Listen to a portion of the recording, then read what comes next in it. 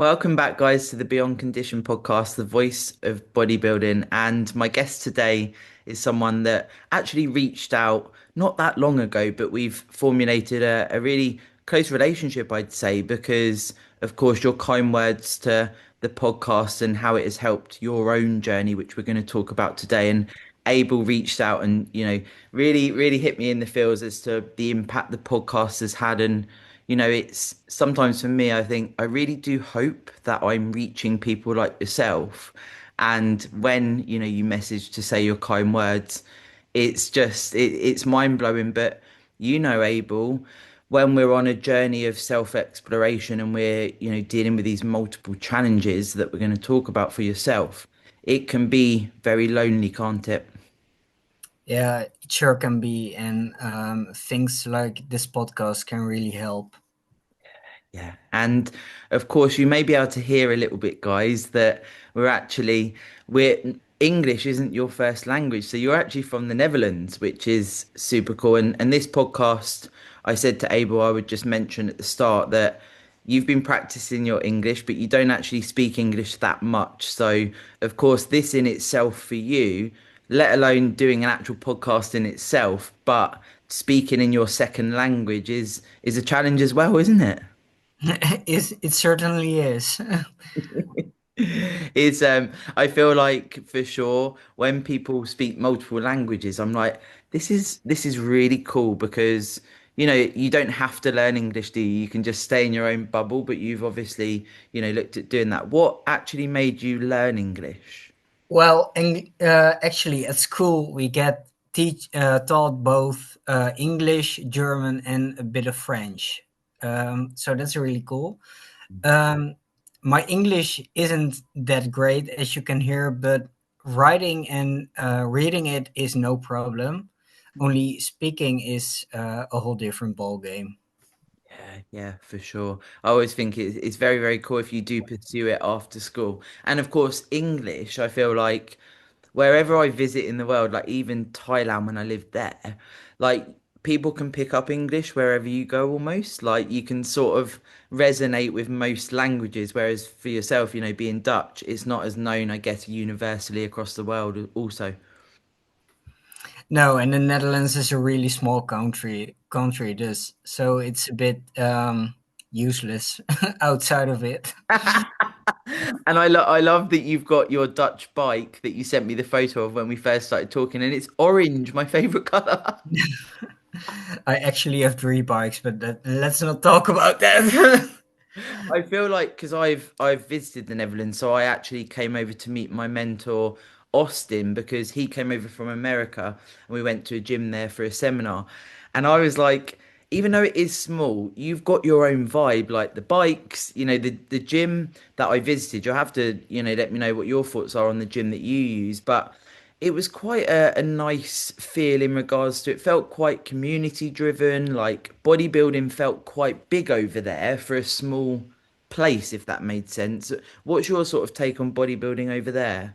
Bodybuilding in the Netherlands is really coming up. Actually, in 1 week time, there's a natural competition in Antwerp, and I know a lot of Dutch guys are going to do that. Um, but at the end of the year, every year in December, there's a pro qualifier, Yeah. William Bonac, and that's actually a really big show. So that's quite cool. And of course, we have the Euro Muscle show now, Mm. and I really, really want to visit that next year. Yeah, there's something in that actually. It's something I try and say to anyone getting into bodybuilding.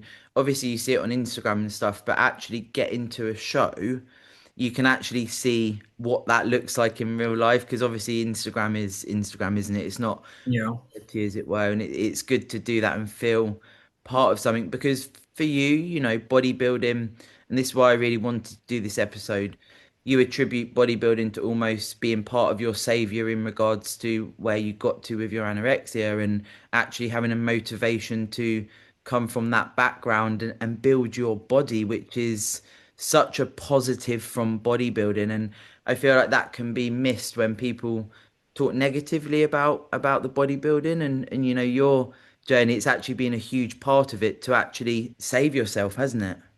Yeah, for sure.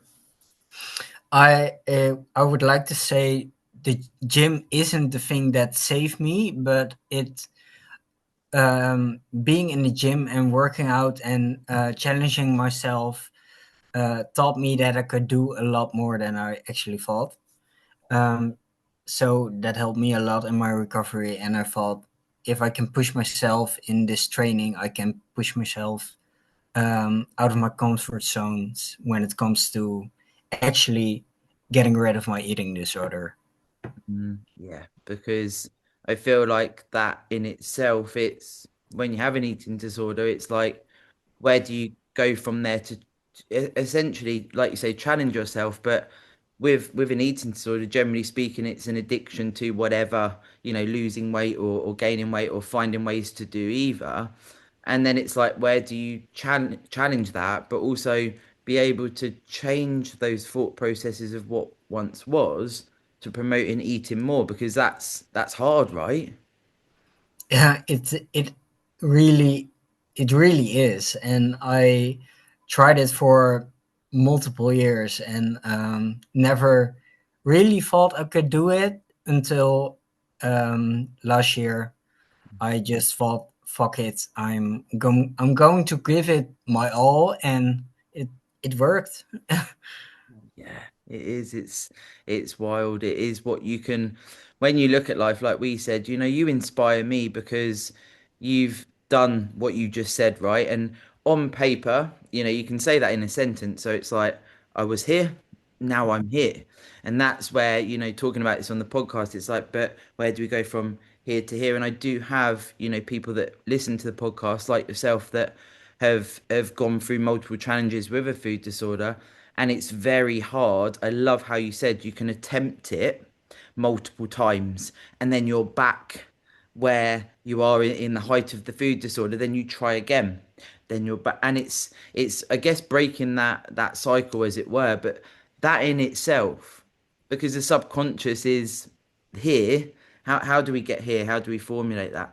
Would you say that there was something quite big that enabled you to do it this time and stick to it more so? um, Well, last year I actually moved house. So I moved from a really small town to a somewhat bigger town. And a few friends of mine actually own the gym that I train in. Mm. So I went there last year for the first time, and me and one of my mates made a deal. It's actually a powerlifting gym, but every year in summer, like June, July, they organize their own meet. And we made the deal that this year I would attempt it and actually fill out one weight class. Um, and I never thought I actually could do it, but here we are, and I did it. And um, I listened to a podcast of yours yesterday about the 100 kg deadlift you pulled. Um, and I really resonated with it because at that meet, my uh, third and final deadlift was 140 kg, and that was more than double the weight that I actually started with. So, yeah, it was actually thinking about it gives me goosebumps. Isn't it? Oh, I'm so glad. That must be why I did that. I had this calling to do that episode, but it, and quite a few people have said, like you say, listening to it, and you're like, what if you get that feeling from doing something like a deadlift that scares you and gives you nerves, and it's like, can I get it? The feeling, it's like being on drugs, isn't it? It is. Wild. And with the meet, were your friends there and everything, and everyone's cheering, or how was it? Yeah. Yeah, it was in their gym with everyone I knew. My parents were watching the live stream. Um, it was amazing. It was an amazing day. And right now, I'm not focusing on powerlifting at all. But at the beginning, I did, and that also really helped me to not focus on my physique, but focus on my strength. And um, I think focusing on your strength is a really key thing for me that kept me going. I love that because I talk about this in the bodybuilding preps when you reverse out that you can have training goals. Yeah, What can we do in the training standpoint? Because it is very hard when you're whether it's a food disorder or bodybuilding when you're prepping, when you are used to being lean, it becomes you some people, not everyone, but some people are gonna I want to stay there. I want to stay lean. And I guess becomes your identity. yes, yes, Abel, for sure. And you know, how do we break that narrative if we're continuing to just completely focus on, like you say, looking at your physique all the time? And I guess for you, it's to the nth degree, isn't it, of trying to stay at that point for long periods of time. Would you say that that was when you were, in the thick of the food disorder, as it were? Would you constantly check your physique? No, not at all actually, because I was, as you've seen on my Instagram, I was quite underweight, and I actually really hated it. I never thought I was fat. I always hated how skinny I was, and but uh, it made me feel empty, and that emptiness was the thing I needed at that time. I think um, I always really struggled with feeling a lot because I can be quite an emotional guy, and um, sadness and anger all always really hit me hard. Yeah. Yeah. So would you say that maybe some of it stems from you wanted to feel love, but you didn't know how to sort of find that, and then it would be almost if you feel empty, that would be a good thing because you're wanting to explore the emotions. Yeah, I think so. It made me feel numb, and I liked feeling numb. Yeah.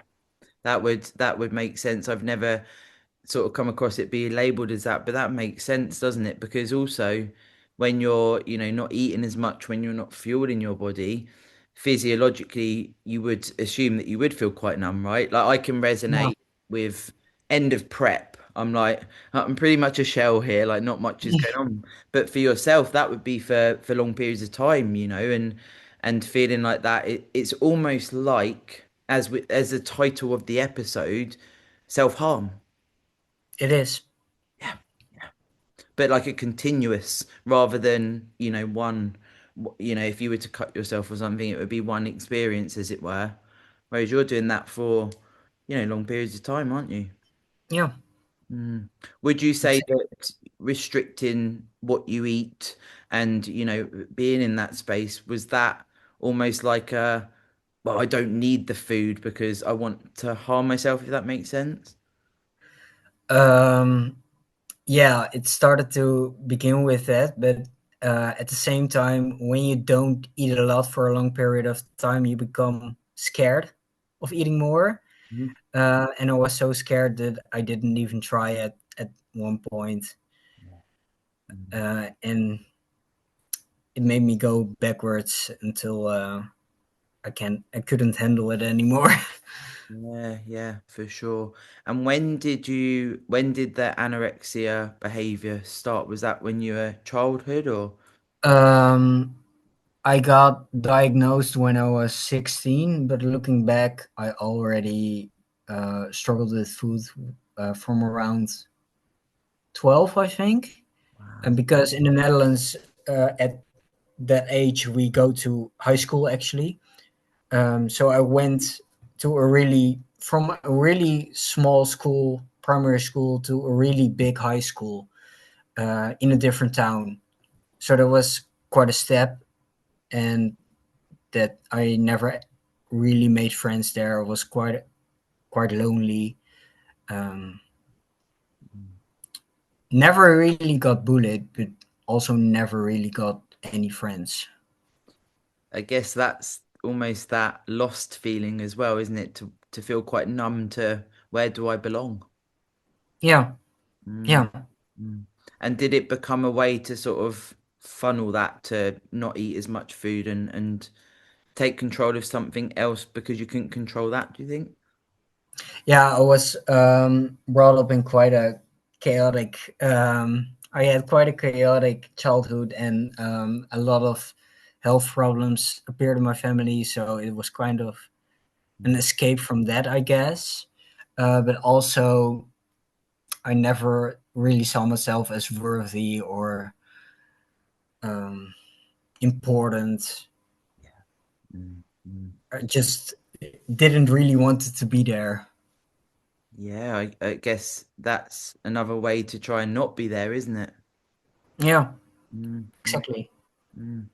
And so when you got the diagnosis, was that were you searching for a diagnosis? Was that your parents, or how did that come about that you actually saw someone? My mom took me to the GP, and we got sent to the hospital. And at the hospital, they diagnosed me. And later, a few weeks later, they admitted me for the first time. Okay. How did that feel when you got the diagnosis? Did you already know, or I didn't believe them. but no? No, anorexia, no. Never heard of it. Not me. Mm, mm. So when you went for to have the treatment, were you still in that frame of mind like that's not me? I don't have that. Yeah, yeah, for a very long time, actually. Mm, mm. Yeah, I can imagine. And yeah, I was very stubborn. I remember that. Yeah. What did the treatment comprise? Like, what did they get you to do through that? Was it a lot of psychological support as well? How did it look? At the hospital, it was actually just feeding, and later I got admitted into um, a, I guess you would say, mental health ward, um, with only eating disorder patients. That was really a lot of therapy and learning how to actually eat again. And um, but at the hospital itself, it was only focused on gaining weight to Mm. get a bit safer. Yeah, yeah, yeah. Because it becomes life threatening, doesn't it? At that time, it did. Yeah. What weight did you get to? I don't really like to share my lowest weight, It's okay. because I know in eating disorders, and especially anorexia, comparison can be a big thing. Hmm. Um, and I experienced that as well at the ward, actually, because everyone is comparing itself, and it becomes almost a battle of who can be the sickest here and who can be the skinniest. And I, yeah, it can really hurt people. Mm. I'm glad I asked that and you could give that description because that shows, when people are listening, there's a lot more to it than the label of a food disorder. This is humans that are still, and there's elements of almost competition there, isn't there? Like you said, there's still this, how can I suffer more to be less weight than X person, or how does that? It's almost like a tribe mentality, but as you say, it almost becomes a negative tribe mentality, doesn't it? Yeah, really. Yeah, Mm. really crazy to think about it, but it was actually that serious. Yeah, yeah. And how long did you spend in the actual ward? Um, in that ward, I was for 3 months, but in total, I got admitted to to that ward once, but at the hospital in total 5 or 6 times. So it was quite a lot. Yeah. And is that so? Would you do just because for me to understand as well, and it's very interesting for the listeners. So you had the 3 months there, and then they would say, right, you're ready to go home, and then Yeah.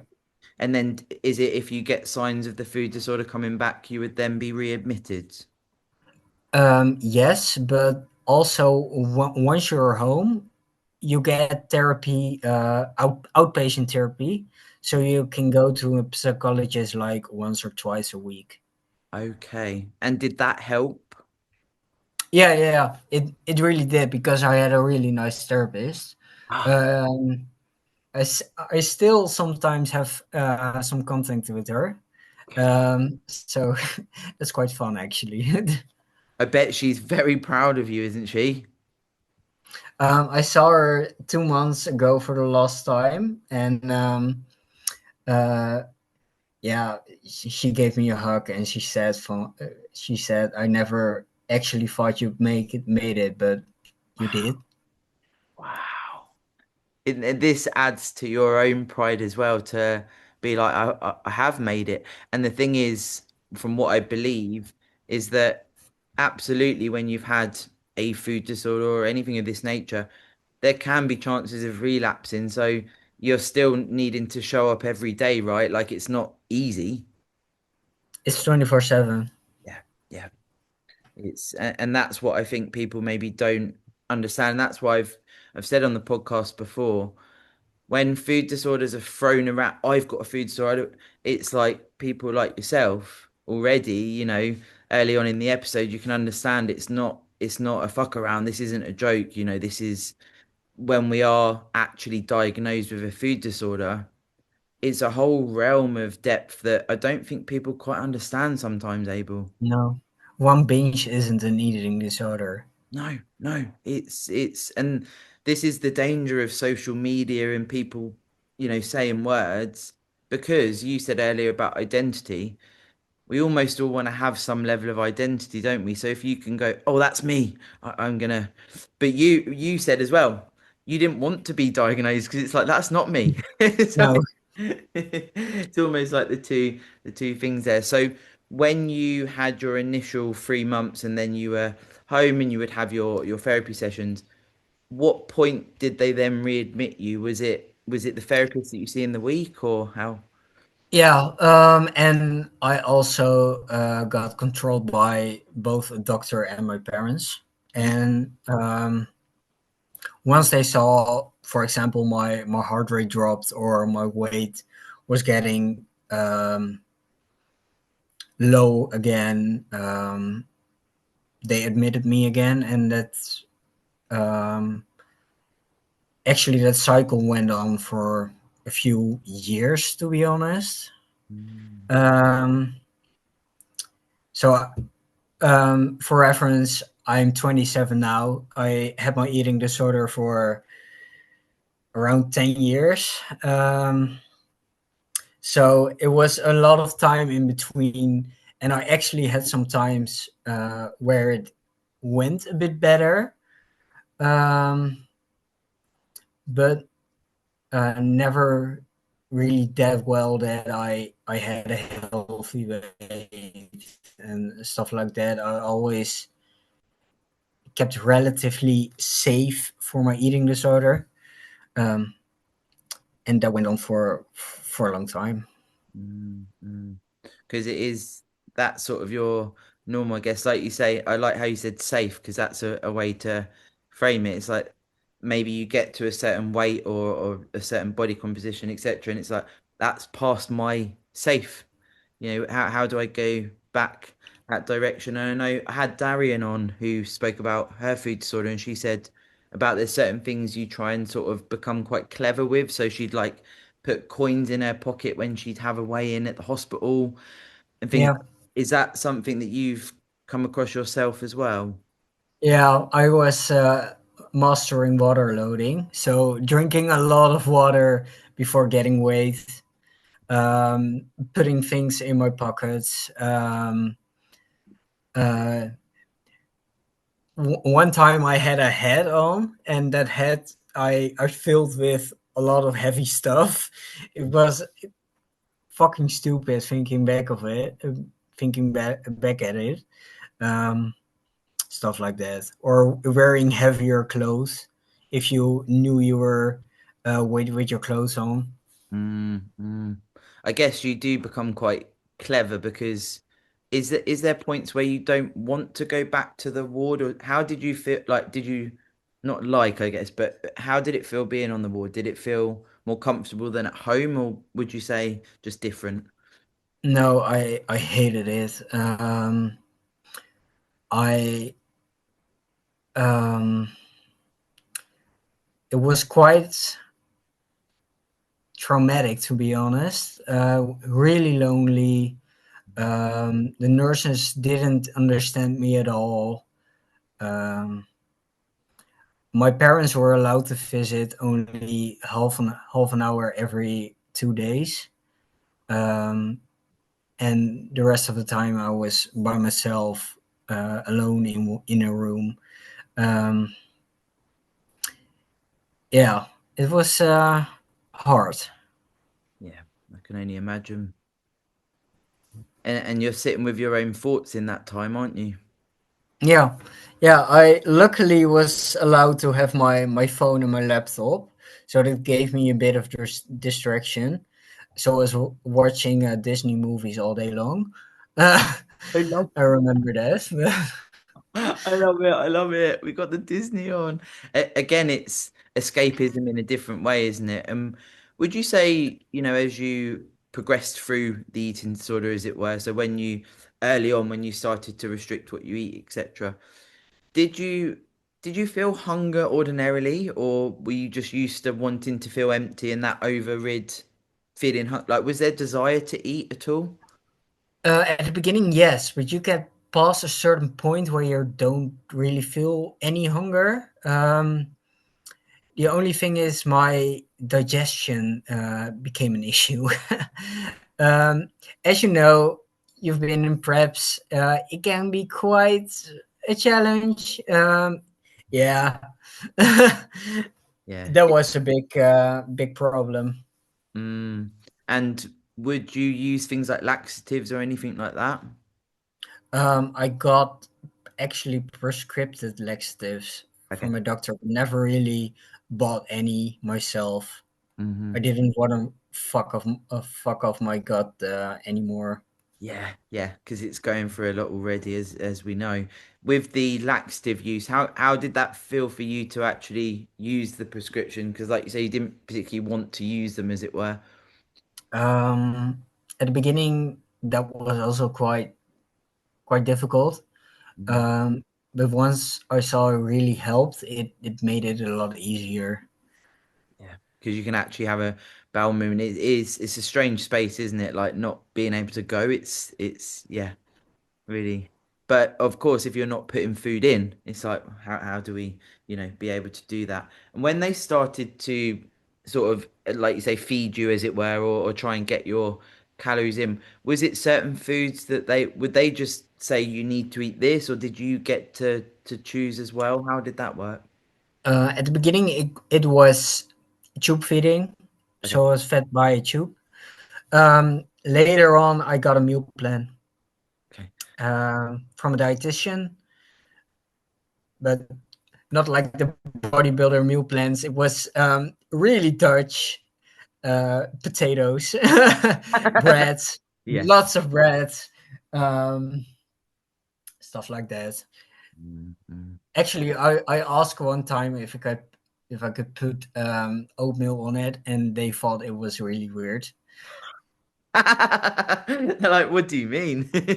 I feel like as well, I don't, you have to tell me what it felt like, but I feel like almost bread, potato, they feel quite bit like it's quite stodgy choices, isn't it? Was that quite hard to be able to do that? Yeah, it was quite difficult. Right now, I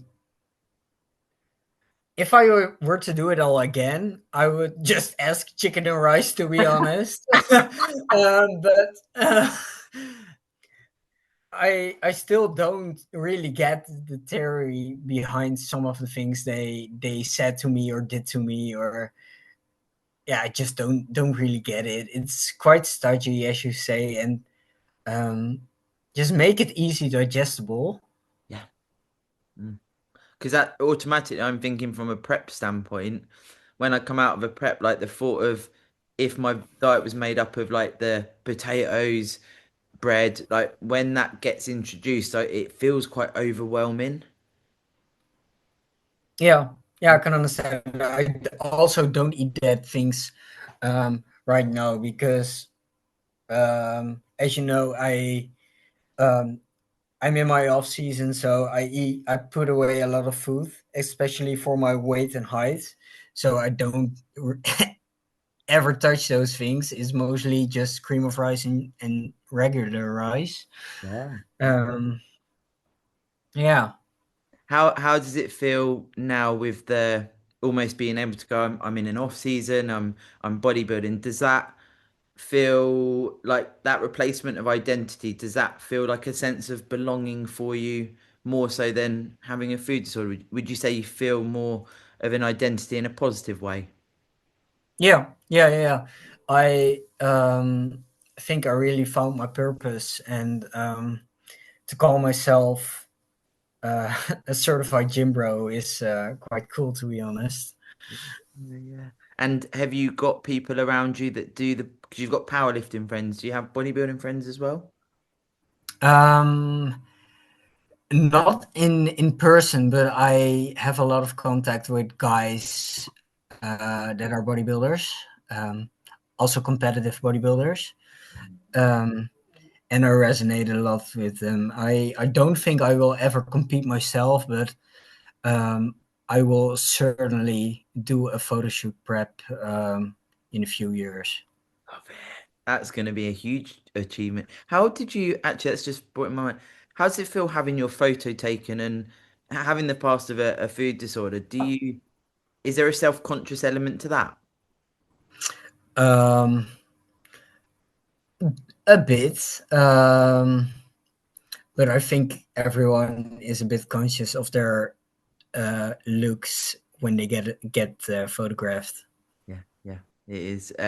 It is when you're in the bodybuilding space, it's sort of like there's almost that acceptance, like you labeled it before, of like not trying to focus too much on your body in certain points because it's like you're doing, if this is the plan for the prep or the off season, it's like if you're doing the plan, well, it should be working. So it's sort of like you've got to almost separate yourself a little bit anyway, which is definitely Yeah, it's definitely not easy as we know, Abel. It's a bit of a mind fuckery when we're going through these different phases. So would you, when you look at a photo shoot prep, how does that feel with, putting yourself into a deficit? How do you feel about being able to control that and be able to come out of that? Have you thought about that or are you focusing on the off season? I definitely thought about it, and I actually spoke about it with a few friends and announced my plans on Instagram a few days ago. Yeah. In My goal is to do a photo shoot in 2027, so that's 2 years away. Um, I know I still have to put on a lot of mass, and I don't want to rush it. Yeah. So I want to spend the rest of this year and next year in an off season to gain as much muscle and strength as I can. Mm. After that, I will maybe in the beginning, maybe in the middle, maybe in the end of 2027 do a photo shoot. I don't know yet. I don't know when I'm satisfied with the gains I made. But putting myself in a deficit, I actually don't think I will struggle with it that much because food and upping or decreasing calories doesn't really affect me anymore. I don't care. I just do what's needed, and I know the goal I have in place, um, and I will do everything I can to achieve it. But I also know that at that time, if I do feel myself slipping back, I have a lot of faith in myself that I will just say it and say, "Hey, I can't do it, and please help me." Yeah. Wow. What a sentiment. You have the faith in yourself that you'll not ignore the signs. I think that's going to be quite a hit home for anyone that's listening that is maybe going through a food disorder or has had one in the past. To have the belief in yourself that you can go, whoa, there's almost a red flag here. I'm feeling perhaps how I used to feel, or this doesn't feel right. I need to reach out to someone. That is powerful, Abel. Powerful. The self belief coming. Where would you say the self belief has picked up most? Would you say from finding the powerlifting and the bodybuilding? I think so, but also I think overcoming my anorexia was the hardest battle I ever fought, and if I can do that, I can do fucking anything. Wow, this is hitting me. What a what a powerful sentiment there, because for sure, backing yourself and being able to relate to the harder times, it and this is the hard thing, until you've been through trauma and challenges in life, it's hard to sometimes, you don't want someone to have to go through that to get what we now feel from self-belief, etc. However, it's like I don't ever want to go back there, so I'm going to do everything I can to continue, but I have the strength of overcoming that because, of course, when we first spoke, you almost died, would you say multiple times? Yeah, yeah, I definitely did. And when I still lived with my parents, I knew my mom. Um, Sometimes she came up to my room in the middle of the night to um, actually check if I was still alive or still breathing, and I also never ever want to do that to them again. Yeah. That's again another, I guess, not motivation is probably the wrong word, but another reason, another part of your why to do. Yeah, Yeah. And how is your relationship with your parents now? Are you very close to them? yeah, I am. I am. I don't live to them. I don't live that near to them. It's about 1 hour away, but I visit every week, sometimes multiple times a week. Um, they they're amazing. Mm, yeah. Supporting you, but also trying to help understand you as well, I'd imagine. It, Yeah, yeah. it's, I guess, quite hard to quantify a parent seeing their child go through something like you've been through. It must be very, very hard. But again, like you say, that can be part of your reason to do this and not go back to where you were before. Yeah. Do you have other close family as well, or is it mainly your parents? Um, I am really close to my grandma. My grandpa passed away a few years ago, but my grandma, we went uh, out for dinner 1 week ago, and she got with us, so that was really nice. She's not. I don't see her that often, but when I see her, I really adore that time. Mm-hmm. And then it's the precious moments as well. Does it ever feel surreal when you have like a meal with your parents? Is it like, whoa, we weren't able to do this for so long? Um, yeah, especially when I also have one younger sibling, Ah, one brother, and last week we were all together, so that was really nice. mm-hmm. Did you, when you started to, go down this path of exploring the bodybuilding, etc., and going out for a meal, what was it like the first time you went for a meal? How did that feel? Um, um, quite quite hard.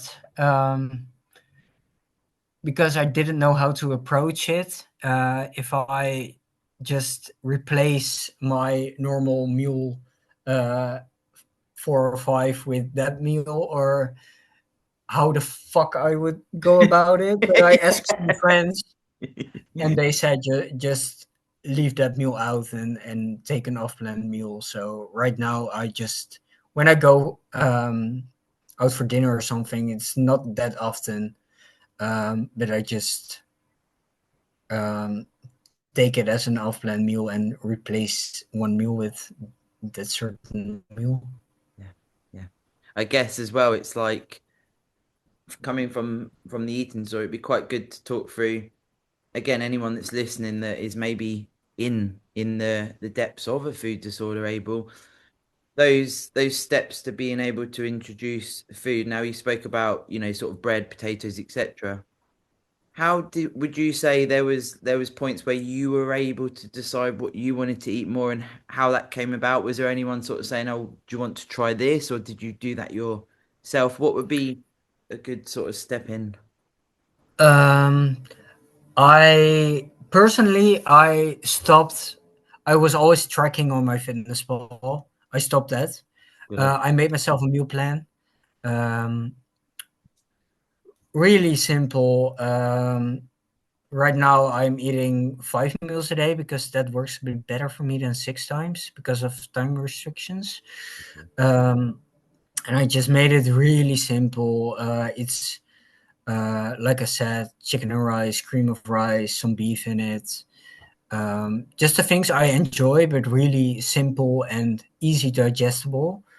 Um, that's also because in a time where I was struggling a lot with my gut, um, I did some tests and actually found out I'm celiac.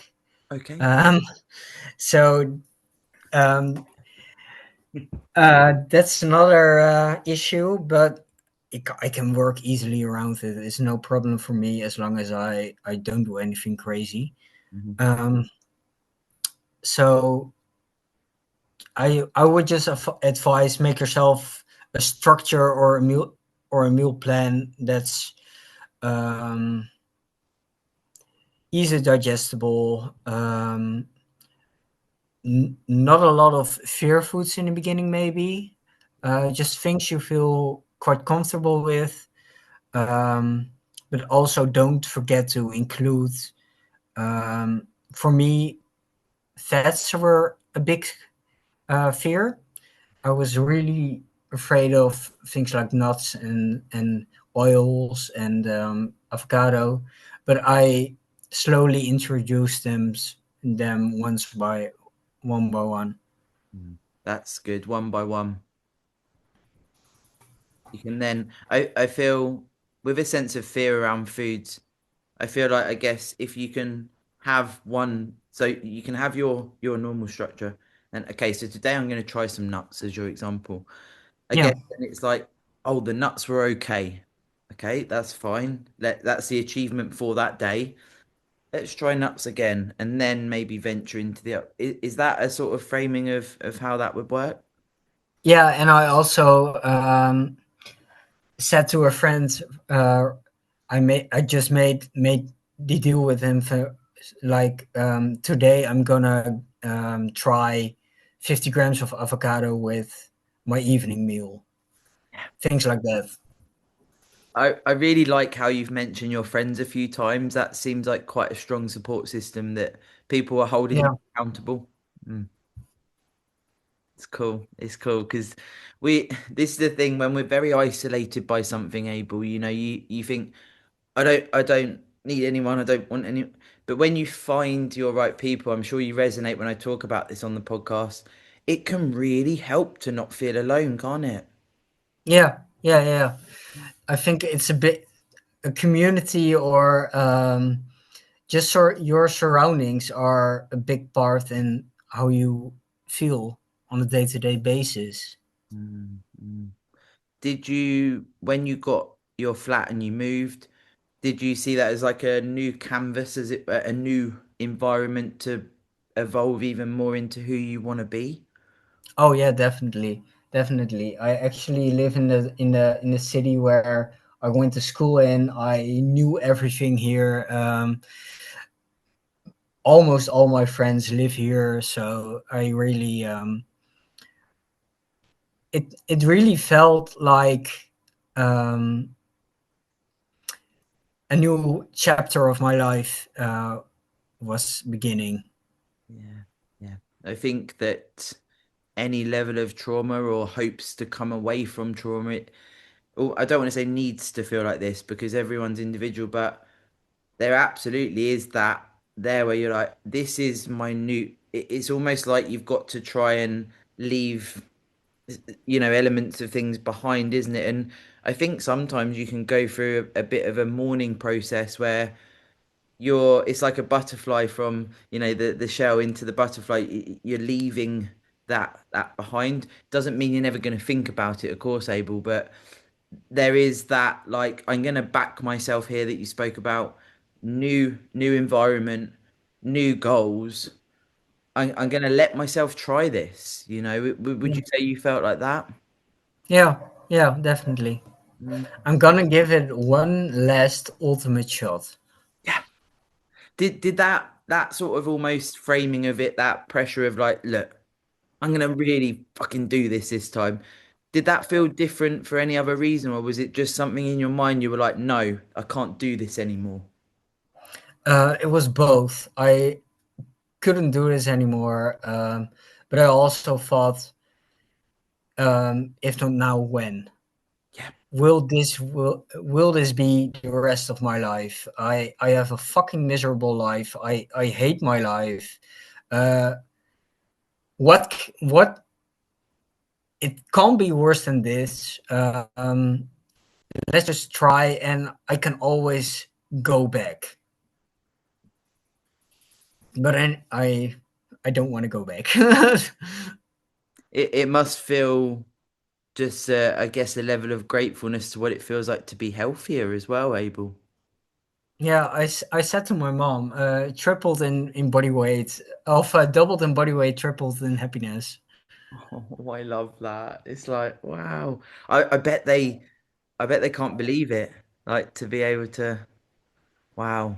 You know. My parents, every week when they see me, they say, "Oh, you look so good. You look so healthy." And my grandma actually said, You're starting to look buff." I love that. That's always the best compliment when people say you got bigger. Yeah. Does that feel good now? Oh yeah, yeah, Mm. It's wild that, isn't it? Like how we, can go from one extreme, as it were, to looking at a different path, and then you can completely rewrite what a compliment looks like. yeah.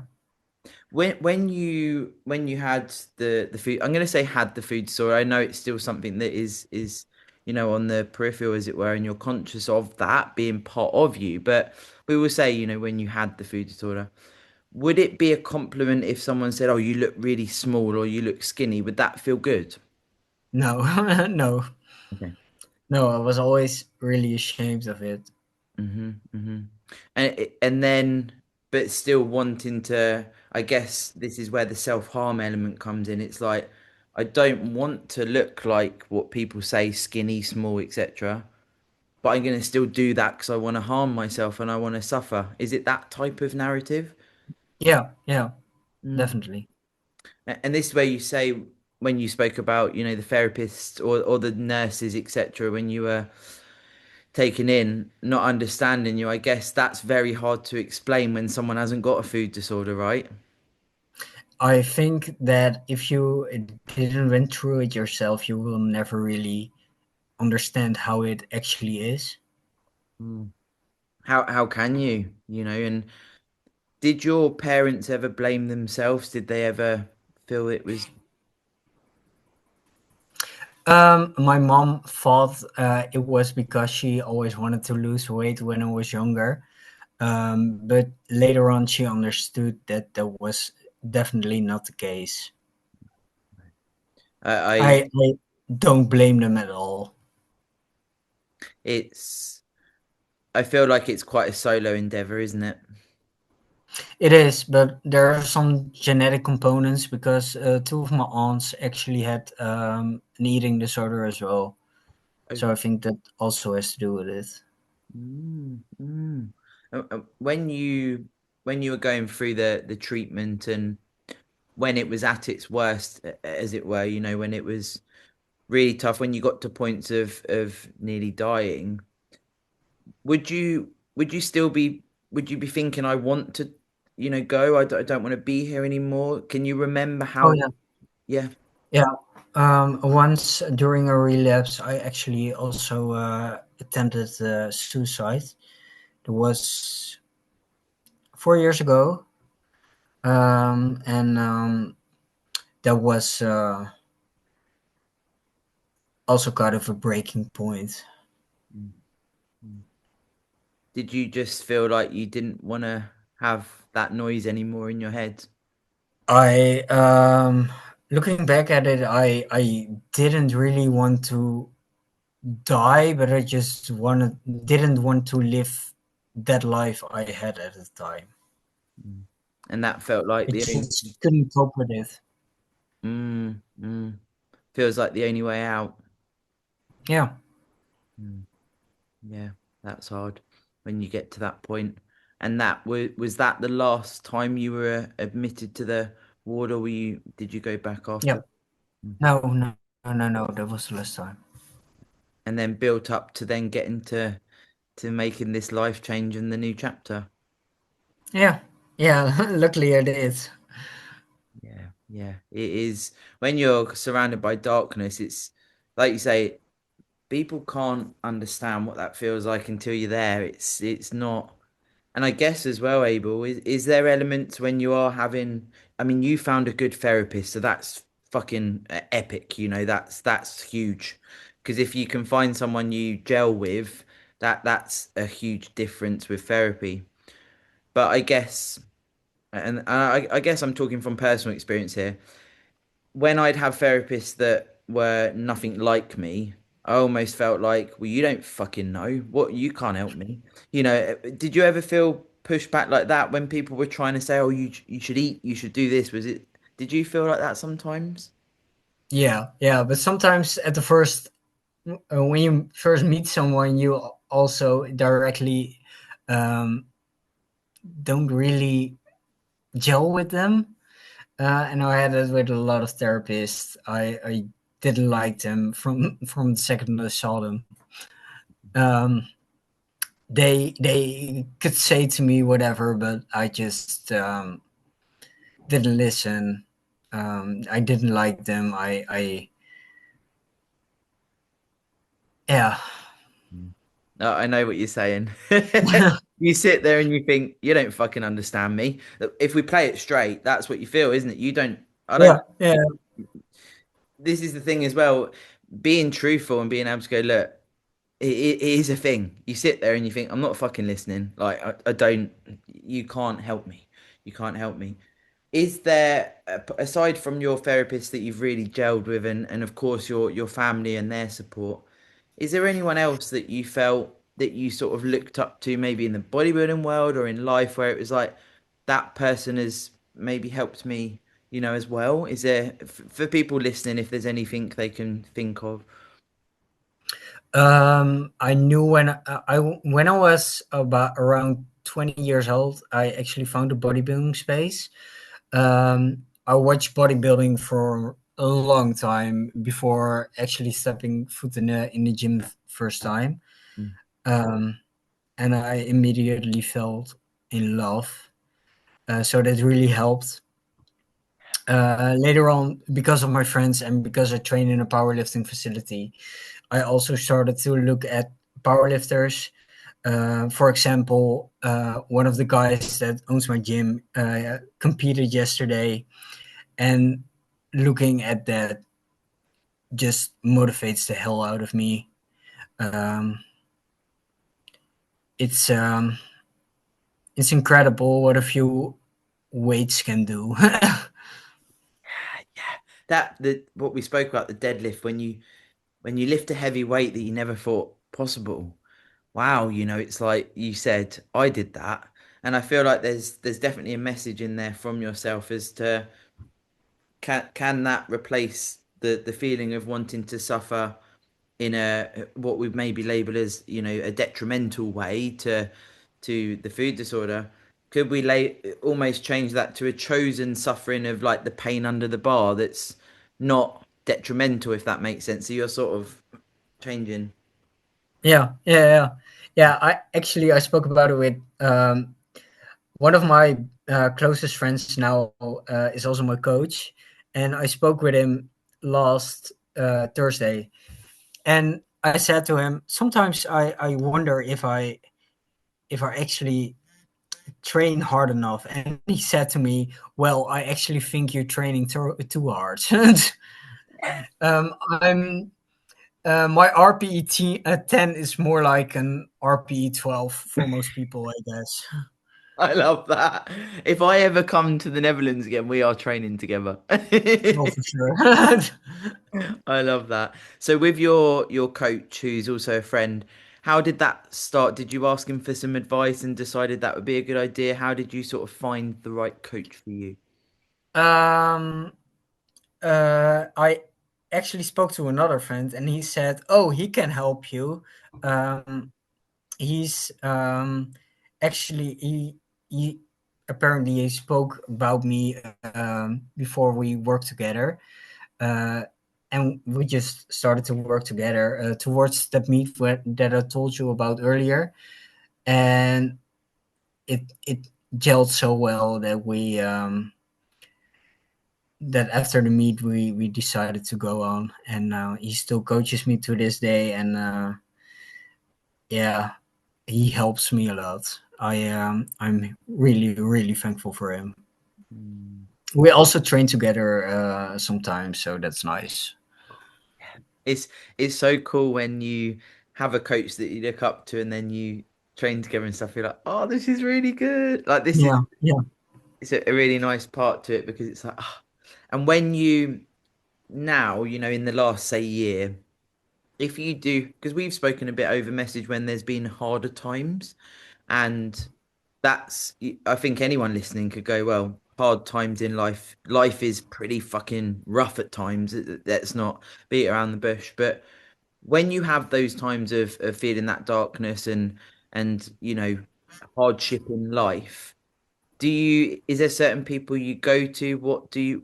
Is it your coach you speak to, your friends, or how would you say is the best to go through those times now in this new chapter? yeah. My coach and my friends, but I also call with my mom on almost a daily basis. Um, and yeah, I just speak what's on my mind, and luckily, because of all the shit I went through, I am very aware of myself.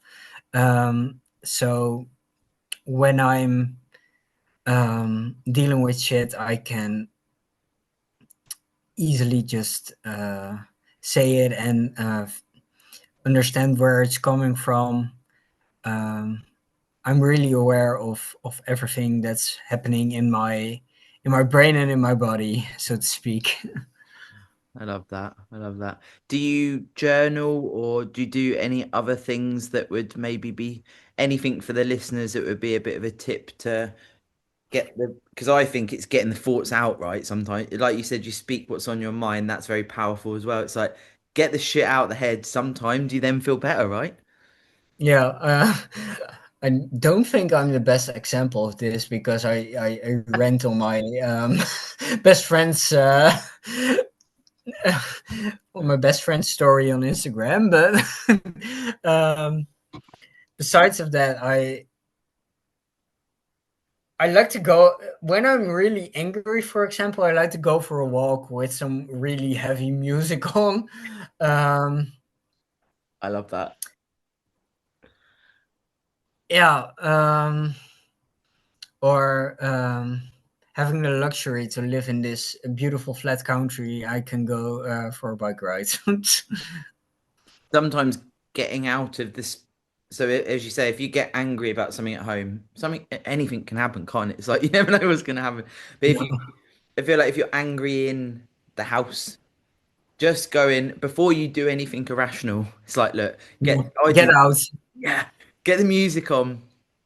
Then you go out and then you can come back and go, okay, I'm okay. Is there anything now as part of this new chapter and essentially being in recovery and being at this point, is there anything that would still trigger you now in regards to the food disorder? Do you feel like that's not really something that happens now? Um, no, it rarely ever happens. I don't really care, to be honest. I just know better at this point. You want to look after your body now. Yeah, and I think a big thing can be avoiding triggers, but that I don't avoid them. Life is full of triggers, and being afraid of being triggered is like being afraid of life, and I'm not afraid. Love that, Abel. What a what a sentiment. That can transpire into everything, really, can't it? Because you can fear so much, but a lot of fear or anxiety is something that hasn't even happened, isn't it? No, no. Most of the time, we're afraid of being afraid. Yeah, yeah, yeah. It's a wild concept. Are these types of things that you've learnt through your therapy as well, or would you say that there's been the combination of therapy and then you around your friends, and it's all sort of come into one mindset evolution, I think it's a combination. Yeah, definitely. having the right people around you. Yeah. I love it. What a what an episode. I'm so glad we did this because not only did I want to meet you, sort of, obviously we're on camera, but also to be able to resonate with anyone that is in a similar scenario to you. And if anyone is listening and they've come through what you have, Abel, and a similar story, obviously everyone's different. It's a moment to go, fuck, I've done it. I've come, yes, there's going to be challenges, but I've done the hardest thing that I never thought possible in myself. And what an inspirational story, Abel. And if anyone is listening that wanted to reach out to you on Instagram or, follow you or message you, are you okay with that? Yeah, sure. Yeah, always welcome. Because there might be people that just want to reach out, which is important. And obviously, I've got mine here. I'm going to be sending your Beyond Condition I love it. because we're going to be repping in the Netherlands, which is, thank you so much for your support with that as well. But really and truly, your honesty today and reaching out in the start, it's why I do what I do, Abel. And honestly, it sticks with me a hell of a lot when you sent that first message to say the impact of the podcast because it means so much to me. So thank you for letting me in. Thank you for inviting me. Mm, I love it.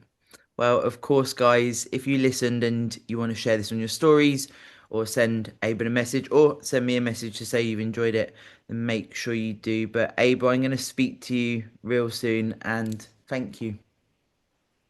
Thank you. And well done. Your English isn't that bad. I love it. I love it. Can you say goodbye in your first language for me and then we... Yeah, sure. Do you want me to make a sentence of it? Yeah. Yeah, do a sent because anyone that's listening that understands can also message us. Oké, oké. Bedankt voor het kijken en tot de volgende keer. Whoa. Wow. What a language. That sounds I feel like, whoa, that's blown my mind even one sentence. I love it. Thank you, Abel. I'll speak to you soon. Bye, see you soon. Bye.